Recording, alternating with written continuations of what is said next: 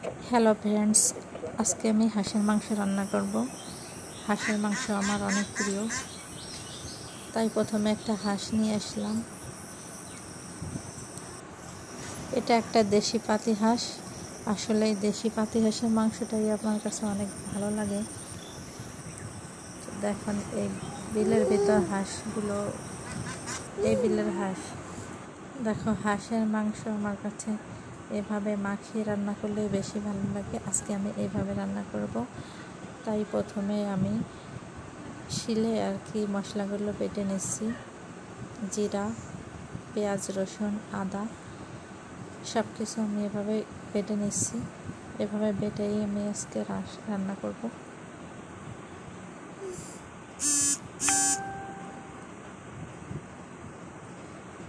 মাংসগুলোকে আমি লেবুর রস দিয়ে মাখিয়ে রেখেছিলাম। লেবুর রস দিয়ে মাখিয়ে রাখলে এর গন্ধটা, হাঁসের যে গন্ধটা থাকে ওটা থাকে না। এরপরে আমি মশলাগুলো দিয়ে ভালো করে মিক্সড করে নেব সব কিছু দিয়ে।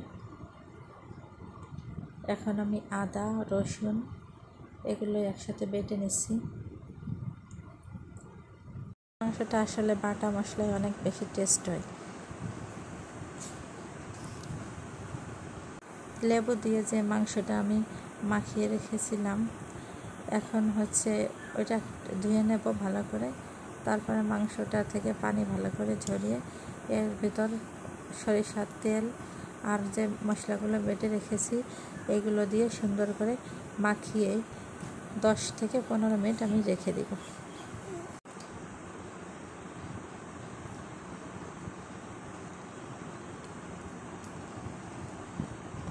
তো আমার মাংসটা মাখানো হয়ে যাচ্ছে। দেখুন মাংসটাকে আমি খুব ভালো করে মাখাচ্ছি। এরপরে আমি কড়াইতে তেল দিয়ে নিয়েছি। এখন যে আলুগুলো দেব, আলুগুলো আমি ভেজে নেব, কারণ মাংসের ভেতর আলু দিলে আমার খুব ভালো লাগে। তারপরে তেলের ভেতর কড়াইতে তেল গরম করে এর ভেতর লঙ্কা, এলাচ, দারুচিনি দিয়ে দিয়েছি। এখন আমি মাংসটা দিয়ে ভালো করে কষাবো।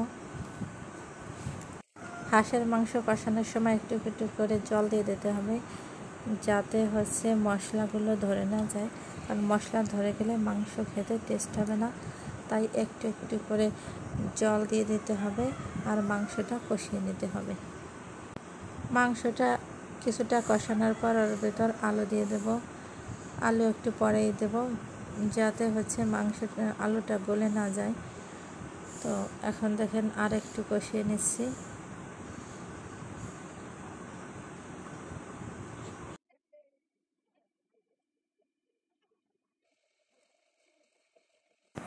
ঢেকে আমি সুন্দর করে কষিয়ে নিচ্ছি। কষানো দেখেন আমি একটু ঢেকে দিচ্ছি, আবার উঠিয়ে ভালো করে দেখতেছি যাতে ধরে না যায়।